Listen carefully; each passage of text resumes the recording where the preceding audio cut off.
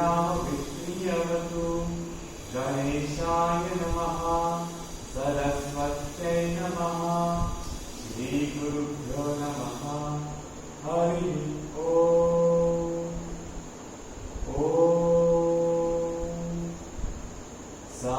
ईश्वराय विद्महे सत्यदेवाय धीमहि तन्नः सर्वं प्रचोदयात्। ईश्वराय विद्महे सत्यदेवाय धीमहि तन्नः सर्वं प्रचोदयात्।